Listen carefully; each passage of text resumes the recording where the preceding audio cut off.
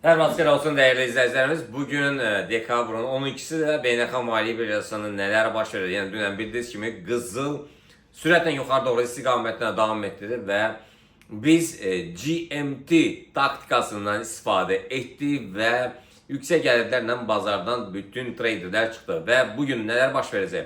Yəni bildiyiniz kimi qızıl dünən 80 dollar sürətlə yuxarı doğru istiqamətlə davam etdirdi və 4286'lara kadar yükseldi. Dünden verdiğimiz signallar tabii ki yükselişe doğru mükemmel bir netice verdi. Yani bugün neler baş vereceğini bildiğiniz gibi gündelik misya bugün 70 dolarda bilmediniz biz size dedik ve alış ameliyatları 4277'lerden erken alışlar ise 4275'lerden gelecek. Satışlar ise 4263'lerden olacak. Yani bildiğiniz gibi dünenki 4220'deki buy signalımız mükemmel işlədi.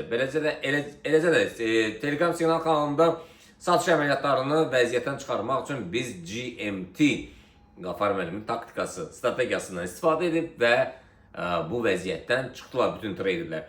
Keçək Bitcoin'e. Bitcoin'de de bizim dünən alış əməliyyatlarımız mükemmel bir nəticə verdi. Qiymət 93.550'lərə kimi qalxdı. Bugün nələr baş verəcək? Yəni 92.800'lərdə alışlardı ve 91.700'lerde ise satışlardı, alışlardı 92.800'ler. Ve tabii ki bu bizim fikrimizde qərar sizin özünüzdür. Keçək biz neftə. Neft neydi? Neft dünən satış əməliyyatları ilə bizim verdiğimiz signallarla yaddaşlarda qaldı ve 61'e kadar indi. Tabii ki söhbət crude oil future spotlardan gedir.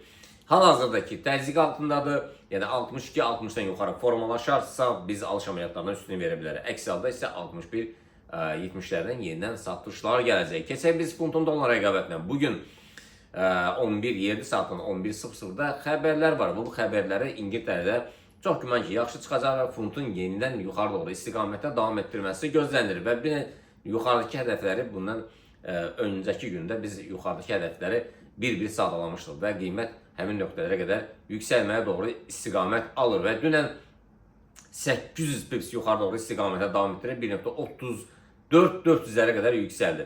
Bugün 1.34'lərdən yuxarı formalaşsa alışlar 33-800'lərdən aşağı formalaşsa isə satışlardır. Və təbii ki 11:00'da xəbərləri mütləq izləyin.